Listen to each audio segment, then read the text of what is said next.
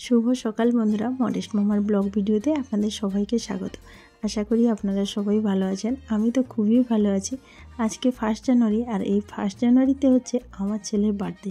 Sorry, একদম time ছিল না, তাই ভিডিওটা একটু দেরিতে আপলোড করলাম।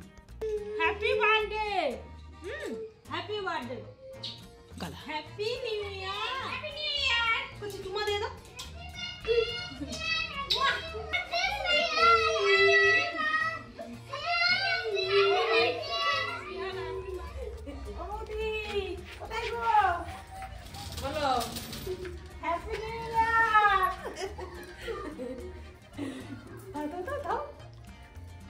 और सही। हैप्पी न्यू ईयर पिसी। हाँ माँ हैप्पी न्यू ईयर बोलो। हाँ ठीक है।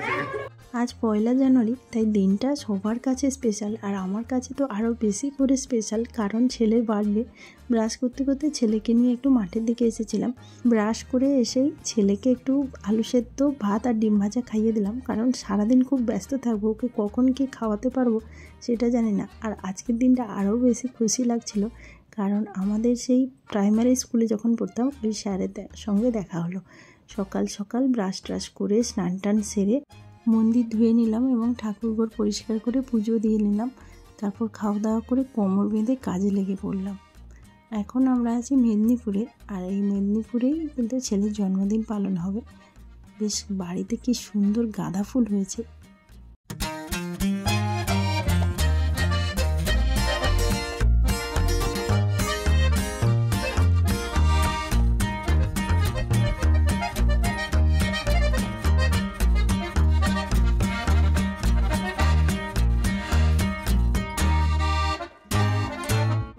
পুজো দিয়ে এসেই এদিকে দেখি বৌদি সব কাটাকাটি আরম্ভ করে দিয়েছে, আর আমিও একটু হাত লাগিয়ে দিলাম। অ্যাকচুয়ালি রান্নাটা বেশিরভাগ আমি করব, তারপর কিছুটা বৌদি করবে। তো আর আমার বড় বৌদি তো এদিকে দেখলাম চিকেন ধুতে বসে গেছে। আমি প্রথমে পাঁপড়গুলো ভেজে নিলাম, কিন্তু এই পাঁপড় ভাজতে গিয়ে এক কাণ্ড ঘটেছে। অনেক দিন উনুনে রান্না করিনি, আর এত জ্বালানি দিয়ে দিয়েছি, তেল এতটা গরম হয়ে গেছে পাঁপড়গুলো পুড়ে যাচ্ছিলো, তাই নিচে নামিয়ে ভেজে নিলাম। আজকের মেনু ছিল পাঁপড় ভাজা, তারপর 5 রকমের ভাজা, শিম ভাজা, বেগুন ভাজা, আলু ভাজা, বড়ি ভাজা, সাথে ছিল মাছ ভাজা, আর ছিল মাছের টক।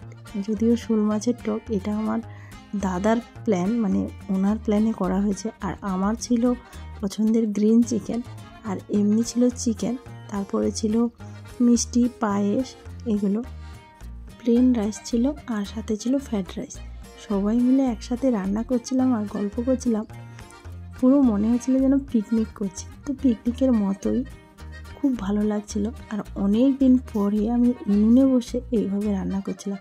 কিন্তু দুঃখের বিষয় একটাই, আমার হাতটা ব্যথা থাকায় আমি শাড়ি পরতে পারিনি কোনো টাইমে।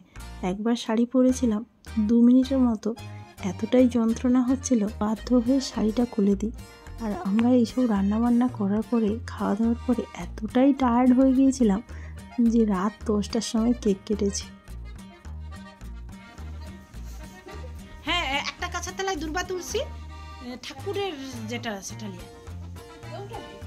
আজকের দিনে একটাই আফসোস থেকে গেল, একটু আমি সাজুগুজু করতে পারিনি, টাইমও ছিল না, আর সাথে হাতে এতটাই ব্যথা হচ্ছিল যে আর ইচ্ছেও করছিল না। ছেলের জন্য আমি থালাটা রেডি করে নিলাম। এখানে বৌদি এই চিকেন রান্না করছে, এটা ছিল দেশি মুরগি, তো এটা ছেলেকে দেওয়া হয়নি। ওর এতটাই খিদে পেয়েছে, কান্না জুড়ে দিয়েছিল। গ্রিন চিকেন রান্না হয়ে গিয়েছিল, তাই ওই চিকেন দিয়েই ওকে খাবার দিয়ে দিয়েছিলাম।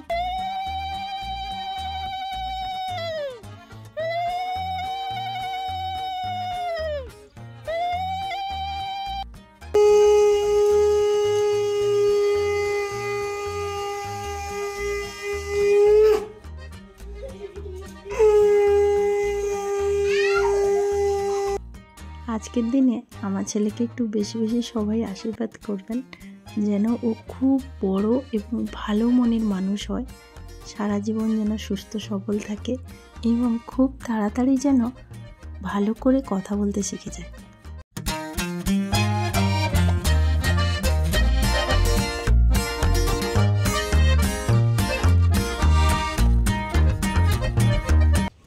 শ্রেয়ান, মনো এদিকে তাকাও। খালা দে আমাকে।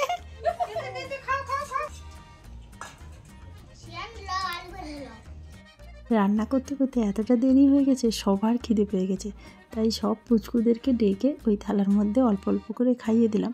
পরে ওরা আবার ভালো করে খেয়েছে।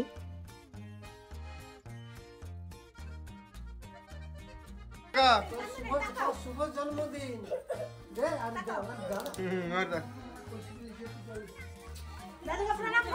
প্রণাম কর।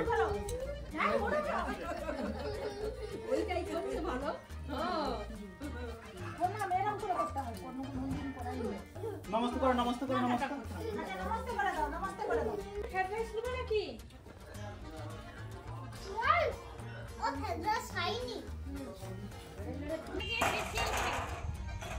খায়া দিয়া বাসন মাজা। ছেলের জন্মদিনে আমার কথা শোনা যাবে? হ্যাঁ। সব থেকে কষ্টের কাজ হচ্ছে খাওয়া দাওয়ার পরে বাসন মাজা। যদিও সবাই মিলে ভাগ করে করে নিয়েছিলাম, তাই ওই কষ্টটা আর কষ্ট মনে হয়নি। খেয়ে দিয়ে তো বেশ ভালোই ছিলাম। কেক কাটার টাইমে সেই যা কষ্ট হয়েছে, মানে এতটাই টায়ার্ড হয়ে গিয়েছিলাম, তার মাঝে কেক আনতে যেতে হয়েছে। আর এই বেলুনগুলো যত সুন্দর করে সাজাচ্ছি ততবার পড়ে যাচ্ছে।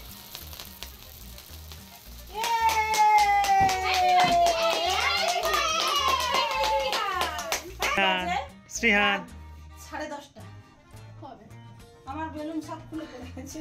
শ্রিয়ান পরে খায় আগে। ওকে বন্ধুরা, টাটা। দেখা হচ্ছে নেক্সট ভিডিওতে। আমার ভিডিওটা কেমন লেগেছে অবশ্যই কমেন্ট করে জানিও। ভালো লাগলে একটা লাইক করো, চ্যানেলটা সাবস্ক্রাইব করে পাশে থেকো। আর সবাইকে হ্যাপি নিউ ইয়ার। খুব ভালো করে সারা বছর কাটাও, সবাই হ্যাপি থাকো, খুশি থেকো। টাটা।